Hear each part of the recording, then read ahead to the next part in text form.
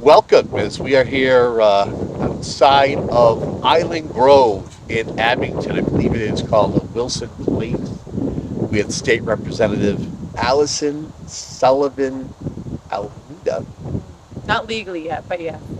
Representative, good to see you. It's been a while. It's great to see you, Kevin. I know we were just talking about that. Changing of the seasons, that we would do something for the snow flies. Yeah, I feel like it's change of the seasons right now in this moment. Sun was just out. It was a little warm. Now it's windy and chilly and sweater weather. Now, are you a pumpkin spice girl, or you're like, Well, since becoming a diabetic, I'm very much of anything with very little to no sugar, but I love the pumpkin scent. So I've already purchased my fall candles and starting to turn over the summer stuff for in the house and putting out the fall stuff. I love fall. so you just had a big day. Uh, Yep. got married. Tell us a little bit about it. Yeah, so my husband and I got married on August 6th up in Mount Washington Hotel in New Hampshire. It was a weekend away with our families, and it was beautiful. It was warm, very, very warm. I think we had a heat wave at that point. 98 degrees out, getting married right on the rooftop of the hotel. As I'm about to walk down the aisle with my mother and father, the sun comes out behind the clouds, and I think we were all melting away at some point. But it was beautiful. I cannot complain. It was one of the happiest days of my life. Him and I, we were able to enjoy our families, but also enjoy each other in the moment. What's it like from your point of view, planning such a big day? Because a lot of Mm. times they say it's, the women enjoy kind of all this, who's going to be coming and Yep. what is it going to look like. What was it like? So it was actually it was awesome. I mean, I got engaged a couple days after my birthday. So almost 6 months to the day we got married.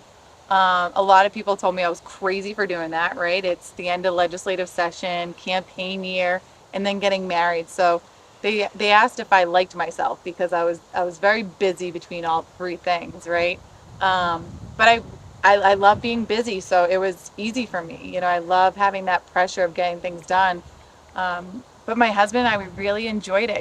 We did a lot of sign makings for the wedding and doing things ourselves. I bought a Cricut. I love my Cricut. If you don't have a Cricut, you should get one. And I'm not promoting Cricut. I don't get any money for this, but it was just nice. It was nice to kind of go over those details with him and really go through our list of people. I mean, we wish we could have invited everybody. Right. We had about a 240 guest list wedding that attended. So yeah, so there were people that we had to, put on the B list, but we never were able to really get to the B list because so many people were excited about the wedding and they had the ability to really come because of their open schedules or what have you. I know why, but I want to hear from you. Why New Hampshire? What was it about New Hampshire? Why was that the setting? So I'm probably gonna tear up because, you know, family is very important to me. Hmm. Very important to my husband. And as a kid, I'd go up to Mount Washington, up to Bretton Woods. I learned how to ski on that mountain. Oh. I taught my niece and nephew how to ski on that mountain. And hopefully I'm going to teach my other niece and nephew how to ski when they become old enough. But my grandfather and my grandmother, that was a place that we'd always go to every year. We'd do a family vacation.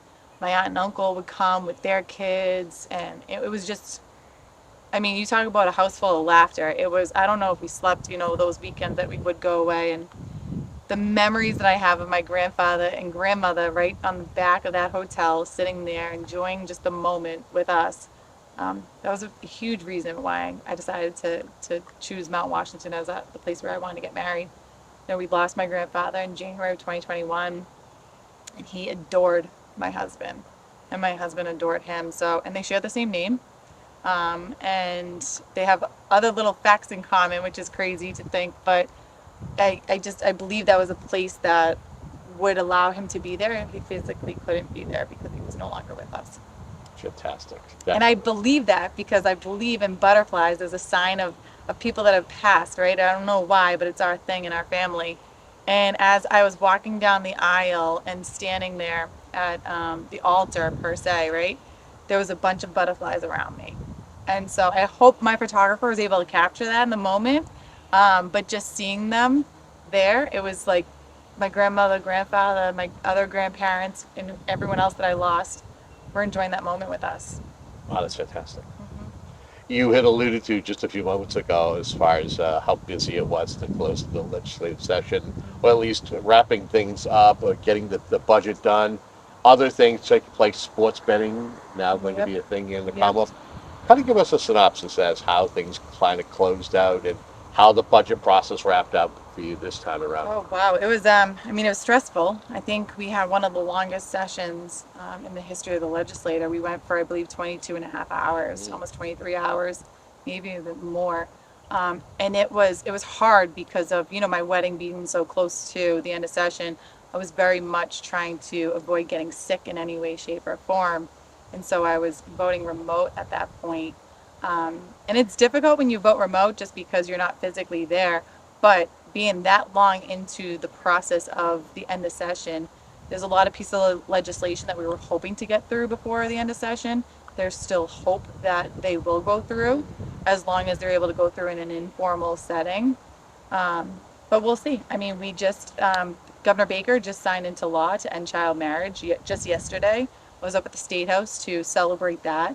So we're taking a step forward in protecting victims across the Commonwealth from abuse. Don't get me wrong, though, we still have a lot that needs to be done. Yeah, and you mentioned the governor. I know that he had filed a very special piece of legislation, the Dangerousness Bill. Yes. And that's one of those things that still is lingering. Hopefully, at some point in time during informal sessions, something will happen, whether it's an entire piece of legislation or important parts of it. Right. Give us your thoughts on the hope that this is something that will, at least some of the key parts, will make it onto the governor's desk for signature. Yeah, it is troubling. It's troubling to hear when you hear colleagues of mine from the other side of the aisle saying how powerful and how impactful victims' stories are when they're heard right from the victim's mouth. The governor and lieutenant governor did a tour throughout the Commonwealth, and it wasn't for any other reason but to bring power to these stories, power to these women, and power to these men and children to say their voice matters and their lives do matter. I mean, that they're being heard, right? So, unfortunately, it wasn't as powerful as we thought it was going to be in the eyes of some of my colleagues because to them, it wasn't important to pass this legislation. And it's unfortunate. There's a lot of great pieces of this legislation that I was hopeful that the other side of the aisle would work on and getting passed. For instance, allowing for the expansion of what crimes go under dangerousness and what fall under dangerousness. And I think people are very confused when they hear the word dangerousness hearings, right? It's a hearing that takes place right at the beginning, so right during arraignment, which is moments after a crime has happened. And it's a very restricted list of who can be held on a dangerousness hearing. Dangerousness hearing, you don't get bail, you're held for a certain amount of days depending on what the crime is. And unfortunately, child predators are not considered to be listed as a dangerousness person to be able to have a dangerousness hearing. I mean, that's awful. You hear stories of what happened up in the North Shore with the I believe it was the hockey coach, or he was a coach of one of the teams, and he sexually assaulted multiple boys, and their lives are forever changed. Their family lives are forever changed, and it's not fair. We should be protecting, especially our most vulnerable, our children in our community. Great. Most recently, I don't know if you heard about the murder-suicide down in, I believe it was Wareham. And there was two, I don't know young, but two children in the home. The husband killed his wife and then killed himself. I mean, this is a huge issue, and we should not be turning a blind eye to it. Yeah, you and I actually had a conversation on radio not too long ago, and one of the things I felt was powerful, what you had said, and that is in regards to holding somebody who might, when it comes to dangerousness, and the length of time. And I think the one thing, and I'm paraphrasing here, was that if you're holding somebody, if you're only holding them for so long, that's not going to make them less angrier and less dangerous.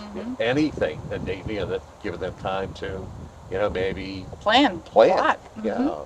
And as a survivor of a very serious domestic violence relationship, that is one of the biggest fears you have in the back of your mind. It took me years and years to really feel safe in my own home, safe in my own town, safe at my job. For several years, I mean, almost up until the day I decided to run for office, I was very much hidden. My home address was expunged from any type of record. My working within the state was expunged from any type of public record.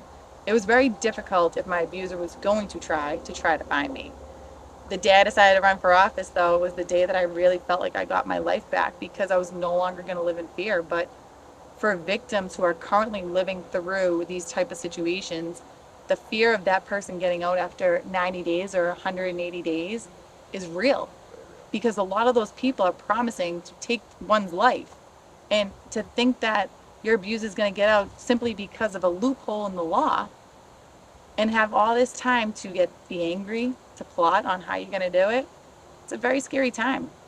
81 days after that is probably the most dangerous that victim and survivor will be in. 181 days, 182 days, that's when we really need to concentrate on those people. We should also touch upon the fact that sports betting is something. Give me your thoughts as to that being something that's very real, taking place here in the Commonwealth of Massachusetts. Not sure as to your role in it, but knowing that it's something that is going to be taking place, whether it's kind of something that's additional to the gaming bill that was passed a few years ago, and that's just more revenue for the Commonwealth. Well, that's it. You nailed the what is it? Hit the nail on the hit head. the nail on the head right there, right? More revenue for the Commonwealth. You saw in I believe it was 2020, it might have been even 2019, where we banned the flavored tobacco and really pushed for the expansion on that. We lost a lot of revenue from that, and whether you support tobacco use or not, it definitely took a hard hit on our revenue system. So I believe this is going to bring great revenue to the Commonwealth. I have to admit I'm not an expert in the field. I'm not really a betting kind of person. I know there are all these kind of things out there when it comes to sports, but I do believe that this will be a huge positive for the Commonwealth of Massachusetts.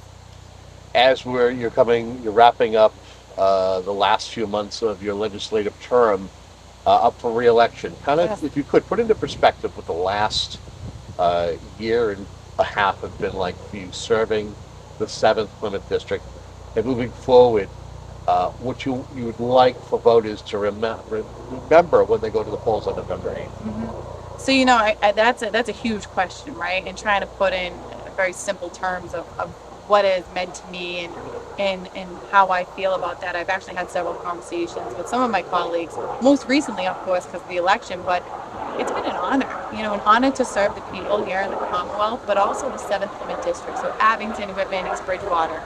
And wow, can I say, like, I just, even though a pandemic hit, never knew when I ran in 2018 that a pandemic would hit, a year and a half later and the whole world would shut down. But the stories that I hear, even just on election day, just the other day, where people would come up to you and say, you know what, you really helped us in a time of need.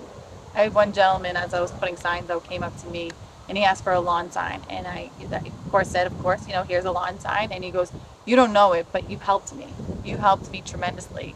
And not on one occasion, but on several occasions. I've never met him face to face. It was always through email. And it was just that moment where you're like, wow, you actually are making an impactful, impact here on people you represent. It's not just all about what goes on at the State House. That's about, I would say, 20-25% of what we do, right? What we do at the State House, because you know how often we're either there or not there, depending on how you want to look at it. But a lot of our work is here, making sure that we're accessible to our constituents, we're transparent, we're reliable. I love being out in the community. I do want to say, like, I believe I have a lot more that needs to be done. I've said it, time and time again. I want to do more around protecting victims of violent crimes, survivors of domestic violence and sexual assaults. I want to make sure that we're expanding the resources around our mental health, especially when it comes to students in their school systems, seeing what resources are going to be a positive impact, where we can improve. And also just housing. We look at the market right now and making sure that we have the ability to grow here in the district. So. And what's interesting is just knowing that I feel like candidates who, and don't get me wrong, I like the democratic process, but you're a veteran now. You're getting ready hopefully you're going to get elected to your third term here. And folks, they run and say, hey, you know what, I'm going to make all kinds of changes. But I think when you get in office, you realize that you know what, you have to, it isn't It's a buildup. It's a build-up, and you can play partisan politics on Hmm. TV, but then when you have to get in the room, you're trying to get things accomplished for your district. Hmm. You have to learn to work with others. What has it been like to work with others? Maybe they're not necessarily a member of your political party, Hmm. but yet you value that what they have to say, and you're willing to work with folks across the aisle. Well, as you know, the Republicans are the super minority up at the State House. And so in order to get things done, you have to work with work with your colleagues across the aisle. I have a great relationship with a lot of our colleagues on the Democratic side. I also am very close to some of my colleagues that are here on the South Shore. We've been in your, radio station. Kathleen Atra and I were Yes, the just peanut there. butter peanut Peanut butter butter and and jelly jelly, crew. yes, Yes. yes. And the thing is we work very well together.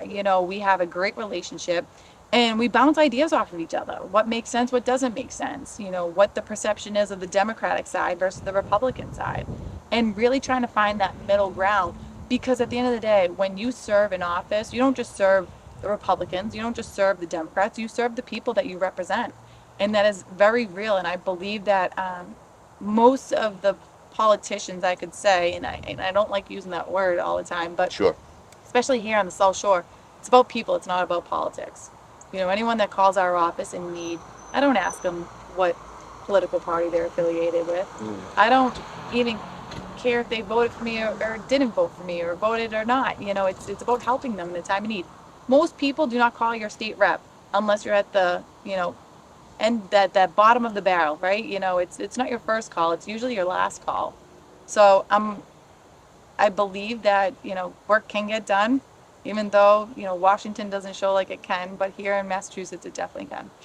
Yeah, and if you could just remind folks the hard work that was put in by your office during COVID, Hmm. and what fielding calls and helping folks Right. who are at wit's end, and you were the last call. Your Hmm. office, your aides were the last call that they would make, saying, "I need help Right. with certain areas." Yeah, I mean, we got several, probably hundreds of calls a day, especially in the height of the pandemic. And Hmm. Curtis, my former legislative aide, really did a fantastic job around that. And Catherine, my new legislative aide, who's actually in the district, she lives in East Bridgewater.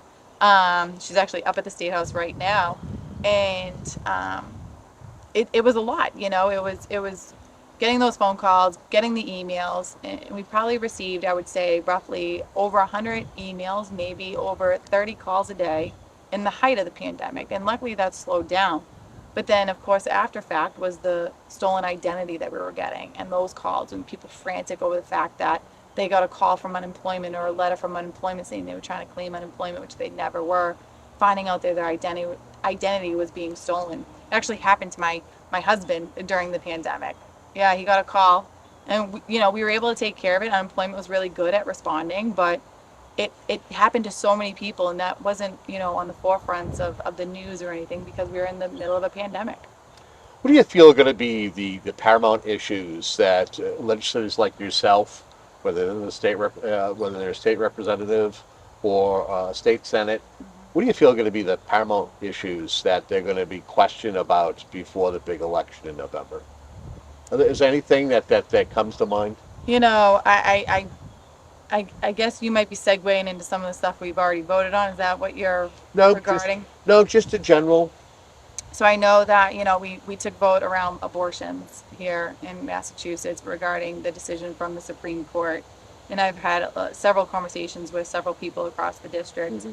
And I have been outspoken about being pro-life, personally pro-life. And I do believe that we need to have protections around the unborn child.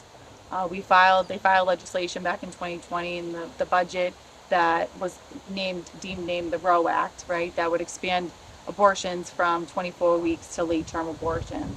But the definition of being able to receive a late-term abortion, it needed to be a fatal fetal anomaly.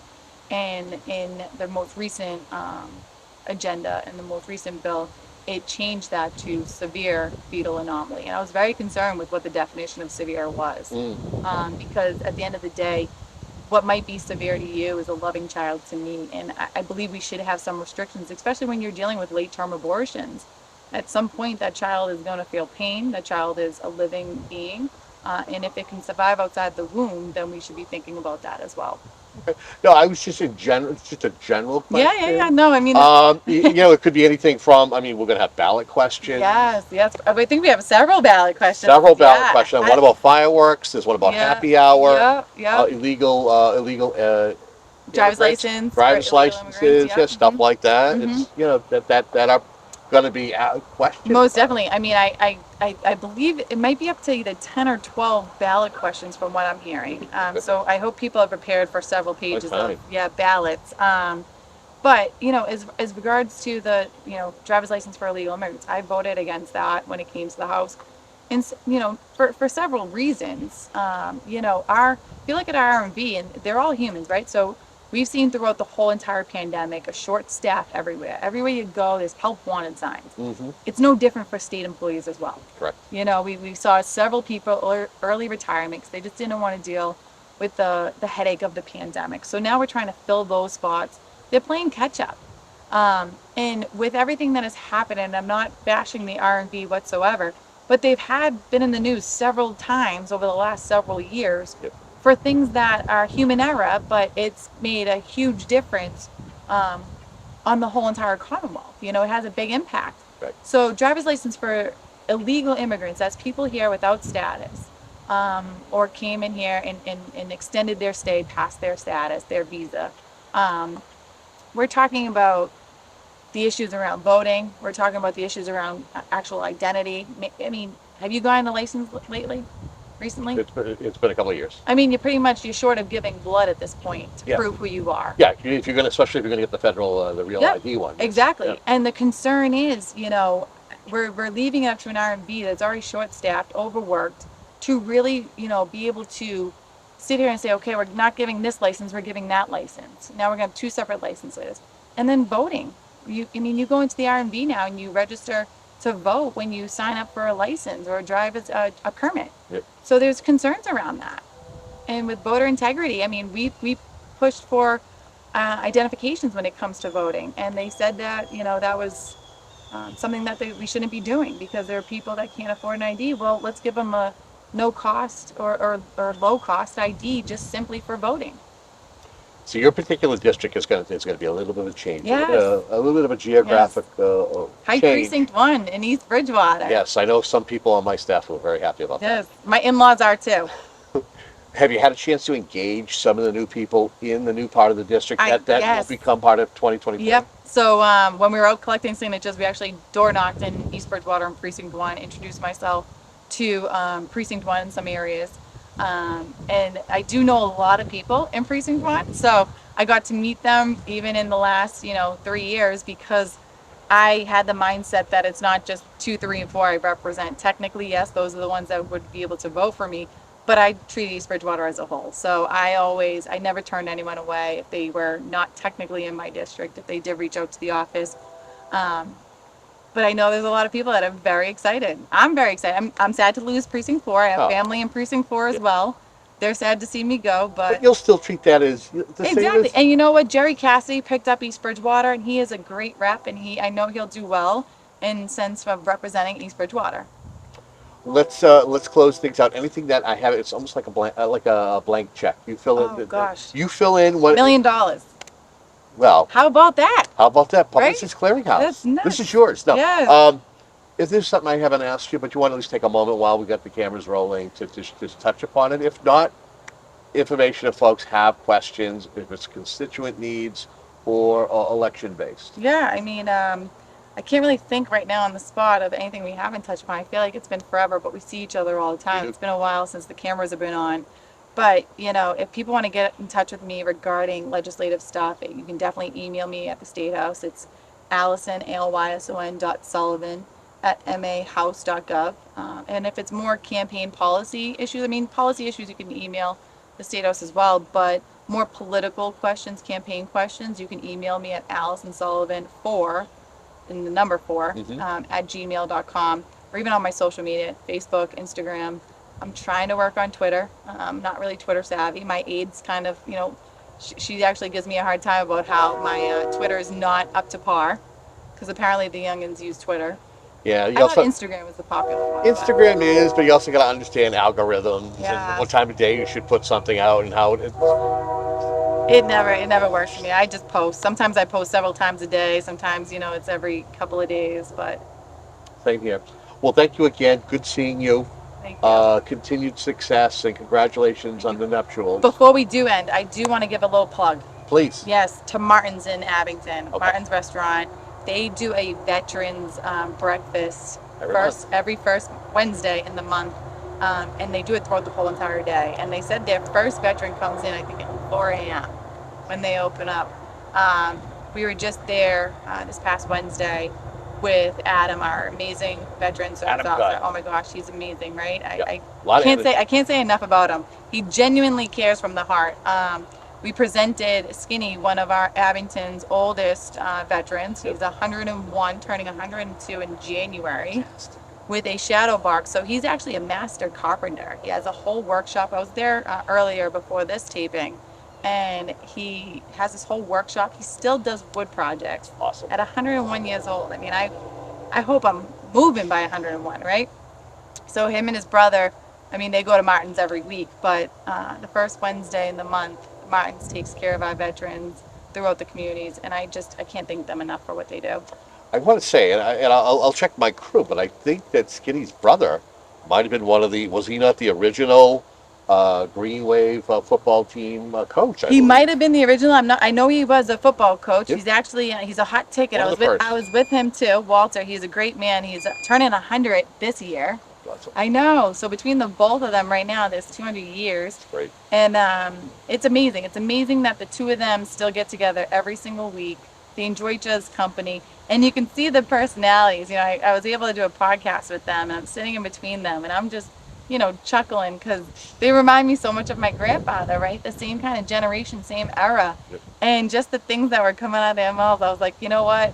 You live to 99 years old, 100 years old. I think you have every right to say some of the things you say. Indeed. But, so this past Wednesday we went to Martin's, and Adam and I presented Skinny with a shadow box that was made by South Shore Boat Tech, the kids over there, the students over there. Very nice. And the flag was flown over the State House. So we were able to do that and put a flag right in it for him. So cherry wood, not his favorite wood, but he's okay with the cherry. It's a beautiful wood. You had to work with. Yeah. So he's great. Him and his brother are awesome and fantastic. And I can't wait to celebrate his brother's 100th birthday in December. Well, maybe we could talk about that in a couple of months. Maybe the build up to the big birthday. Yes, yes. Well, continued success, and we look forward to our next conversation Thank with you. you. Thank you. Pleasure doing this with you. And we thank you for tuning in to a program like this as we try to keep you informed and up to date as to some of the things that are going on in the district with your state representative, Alyson Sullivan. Stay tuned for the next conversation and have a great day.